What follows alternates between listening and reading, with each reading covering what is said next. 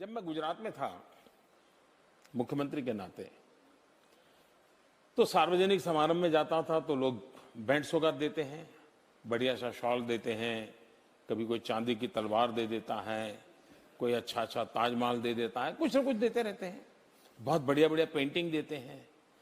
तो मैं भी इंसान हूँ, मेरा भी मन करता है यार ये बहुत बढ़िया पेंटिंग इस घर में इस दीवार पे लगाऊंगा, मेहमान आएंगे तो अच्छा लगेगा।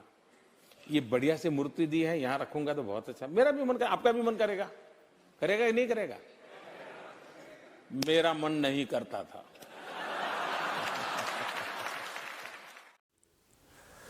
नमस्ते। रूस और यूक्रेन के बीच बीते 733 दिनों से जारी युद्ध में अब तक दोनों पक्षों के हजारों सैनिक और आम नागरिकों की मौत हो चुकी है। इस युद्ध ने वैश्विक राजनीति और कूटनीति को बदल कर रख दिया है। इस युद्ध के शुरू होने से लेकर ही भारत पश्चिमी और यूरोपीय देशों के निशाने पर रहा है। इसकी वजह भी बिल्कुल स्पष्ट है। भारत ने रूस से अपने आयात को कई गुना बढ़ा दिया है, जिसके चलते रूस को आर्थिक दिक्कतें महसूस नहीं हुई है। भारत ने रूस से कम गुणवत्ता वाला कच्चा तेल भरपूर मात्रा में आयात किया है, यह जानते हुए भी कि रूसी तेल खाड़ी ऑयल की तुलना में घटिया किस्म का है, जिससे अधिक फर्नेस ऑयल निकलता है। यानी रूसी कच्चे तेल से शुद्ध पेट्रोल डीजल के मुकाबले कोयले की जगह भट्टी में इस्तेमाल होने वाला फर्नेस ऑयल अधिक मात्रा में प्राप्त होता है। पर रूसी तेल पर डिस्काउंट के चलते भारत को इसमें कोई घाटा नहीं है। तमाम खर्चों के बावजूद खाड़ी तेल की तुलना में रूसी तेल प्रति बैरल 3 से 5 डॉलर सस्ता पड़ा है।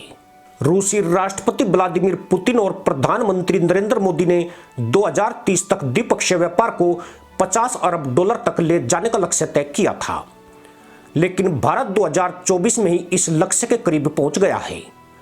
दिसंबर 2023 तक दोनों देशों के बीच कारोबार 48 अरब 80 करोड़ डॉलर पहुंच गया है, जबकि 2021-22 में यह 13 अरब डॉलर था। 2020-21 में तो महज 8 अरब 14 करोड़ डॉलर रहा था। हैरत की बात यह है कि रूस 25वें स्थान से बढ़कर अब भारत का 7वां बड़ा व्यापारिक भागीदार बन गया है। नई दिल्ली में रूस के व्यापार मिशन का इतिहास 1953 से जुड़ा है, जब सोवियत संघ और भारत की सरकारों के बीच पहले व्यापार समझौते पर हस्ताक्षर किए गए थे। दुनिया को इन देशों की यह मित्रता हमेशा खटकती रही है। अमेरिका को तो यह रिश्ता फूटी आंख नहीं सुहाया है। 24 फरवरी 2022 को रूस यूक्रेन युद्ध शुरू होने के बाद भारत के ऊपर सबसे ज्यादा अंतर्राष्ट्रीय प्रेशर बनाया गया। पश्चिमी और यूरोपीय देश चाहते थे कि भारत रूस से तेल आयात बंद कर दे। सभी जानते हैं कि रूस से तेल खरीदकर भारत उसे भारी रकम मुहैया करा रहा है, जो रूस की अर्थव्यवस्था को अमेरिकी प्रतिबंधों से बचाए हुए है। भारत को रूस से अलग करने के लिए पश्चिमी देशों ने भारत को ऐसे ऐसे प्रलोभन दिए जो किसी का भी ईमान डगमगा सकते थे, लेकिन भारत रूस के साथ डटकर खड़ा रहा है।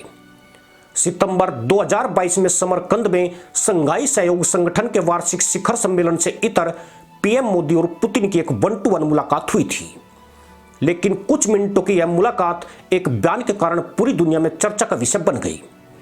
इस बैठक में मोदी ने पुतिन को साफ लहजे में आगाह करते हुए कहा था, यह युद्ध का युग नहीं है। मोदी के मुंह से यह शब्द सुनकर एक बार की तो पुतिन भी अवाक रह गई, पर जल्दी उन्हें समझ में आ गया कि भारत कितने कठिन प्रेशर से गुजर रहा है। शुरू के दिनों में इस संकट के काल में हमारे हजारों स्टूडेंट्स यूक्रेन में फंसे हुए थे। आपकी और यूक्रेन की मदद से हमारे स्टूडेंट को हम सुरक्षित रूप से बाहर निकाल पाए, उनके घर तक हम पहुंचा पाए, और इसके लिए मैं आप दोनों देशों का आभारी हूं। एक्सेलेंसी, मैं जानता हूं कि आज का युग युद्ध का है नहीं। दरअसल पश्चिमी और यूरोपीय देशों की मंडली ने भारत को रूस से अलग करने के लिए हर तरह के हथकंडे अपनाए हैं। युद्ध का युग नहीं है बयान को आधार बनाकर इन देशों ने ऐसा प्रचारित करना शुरू कर दिया कि पीएम मोदी रूस के यूक्रेन हमले के खिलाफ हैं। यह एक तरह से भारत और रूस के बीच फूट डालने की रणनीति थी। इन देशों ने पीएम मोदी को ललचाने के लिए उन्हें शांति दूत के रूप में उभार देना शुरू कर दिया, और ऐसा जाहिर करने की कोशिश की गई कि मोदी को शांति का नोबेल पुरस्कार दिया जा सकता है। मार्च 2023 में नॉर्वे से नोबेल प्राइज कमेटी की एक टीम भारत भेजी गई। ये वही कमेटी है जो नोबेल शांति पुरस्कार का विजेता तय करती है। इस कमेटी के डिप्टी लीडर एशले टोजे ने मोदी की जमकर तारीफ की। टोजे ने यहां तक कहा कि मोदी जैसे ताकतवर लीडर में शांति स्थापित करने की जबरदस्त क्षमता है। पीएम मोदी बहुत ताकतवर देश से आते हैं और उन्हें बहुत गंभीरता से लिया जाता है। लेकिन टोजे ने अपने बयान में जो अंतिम लाइनें बोली वह कुछ और ही इशारा करती थी। उन्होंने कहा कि पीएम मोदी अपनी विश्वसनीयता और ताकत का इस्तेमाल रूस और यूक्रेन युद्ध को रोकने में करेंगे। यानी इसका साफ मतलब यही था कि भारत रूस पर दबाव बनाकर उसे युद्ध खत्म करने पर मजबूर कर दे तो पीएम नरेंद्र मोदी को नोबेल पीस प्राइज से सम्मानित किया जाएगा। पर नोबेल के नाम पर दल्लागिरी करने वाला अमेरिका और उसके पिट्ठों को भारत ने साफ समझा दिया कि रूस भारत का मित्र है और मित्र के लिए नोबेल तो क्या जान भी दे देंगे। और यही भारत की संस्कृति है। जानकर हैरानी होगी कि नॉर्वे में भारतीय मूल के सांसद हिमांशु गुलाटी को इस खेल का मीडिएटर बनाया गया था। वे भी बार बार कह रहे थे कि दुनिया में शांति बनाए रखने के लिए पीएम मोदी का रोल बहुत जरूरी है। अगर इस लड़ाई को रोकना है तो भारत की भूमिका बहुत बड़ी होगी।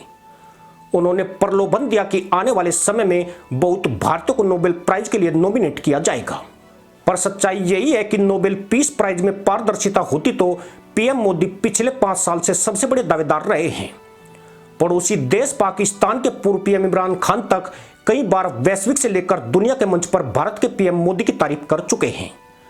लोंडे ने अगस्त 2022 के महीने में कहा था कि पीएम मोदी के नेतृत्व में भारत की नीतियां पूरी तरह आजाद देश जैसी है। कोई सुपर पावर भारत को अब आंख नहीं दिखा सकता है। मई 2022 में कोरोना महामारी के दौरान जब पूरी दुनिया वैक्सीन के लिए परेशान थी तब भारत ने पड़ोसी देशों की जमकर मदद की थी और उन्हें वैक्सीन उपलब्ध कराई थी।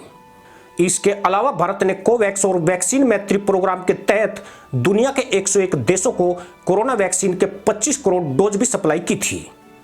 रूस से दोस्ती होने के बावजूद भारत ने युद्ध में उलझे यूक्रेन को भी मानवीय मदद भेजी है। यही नहीं, तुर्की में आए भूकंप के बाद भारत ने उसे जमकर सहायता भेजी थी। सीरिया को जीवन रक्षक दवाओं समेत 7 करोड़ रुपए की मदद भेजी गई, वह भी तब जबकि तुर्की से भारत के रिश्ते अच्छे नहीं हैं। इसके अलावा म्यांमार फिलिस्तीन को भी राहत सामग्री भेजी जा रही है। अगर नोबेल इतना ही ईमानदार होता तो यह कभी का पीएम मोदी को मिल चुका होता। आज दुनिया भर के लोकप्रिय वैश्विक नेताओं में पीएम मोदी ने सभी बड़े नेताओं को पीछे छोड़ दिया है। पीएम मोदी 22 देशों के नेताओं को पछाड़कर सबसे लोकप्रिय वैश्विक नेता के रूप में उभरे हैं। अगर मोदी के स्थान पर दूसरी दुनिया का लीडर होता तो कई बार नोबेल प्राप्त कर लेता। पूर्व राष्ट्रपति बराक ओबामा ने ऐसा कौन सा बड़ा तीर मारा जो उन्हें 2009 में नोबेल दिया गया। उपलब्धि यही बताई गई कि ओबामा ने अंतर्राष्ट्रीय कूटनीति और लोगों के बीच सहयोग करने का प्रयास किया है, जबकि इसी ओबामा के कार्यकाल में अफगानिस्तान और पाकिस्तान की संप्रभुता का खुला उल्लंघन किया गया।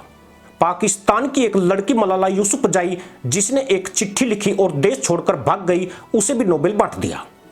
यानी पश्चिमी देशों ने नोबेल को एक नौटंकी बना दिया है, जिसे देखकर अल्फ्रेड नोबेल की आत्मा भी छाती पीट रही होगी। रूसी राष्ट्रपति पुतिन ने पीएम मोदी के बारे में कई बार कहा कि पीएम मोदी भारत का ऐसा नेता है जिसे न झुकाया जा सकता है और न डराया जा सकता है। पीएम मोदी को अपने राष्ट्रीय हित और प्रजा के खिलाफ कदम उठाने के लिए कोई भी पावर मजबूर नहीं कर सकती है। पर लगता यूं है कि नोबेल की डिबिया लेकर घूम रहे पश्चिमी देशों के पल्ले यह बात नहीं पड़ी है। अगर पड़ गई होती तो वह ऐसे ओछे और मामूली प्रलोभन से मोदी को आजमाने की कोशिश नहीं करते। जिस आदमी ने देश के लिए अपना परिवार तो छोड़िए सब कुछ समर्पित कर दिया, उसे नोबेल से खरीद पाओगे, ऐसा हो ही नहीं सकता है। इसी के साथ अनुमति दोस्तों, जय हिंद, वंदे मातरम।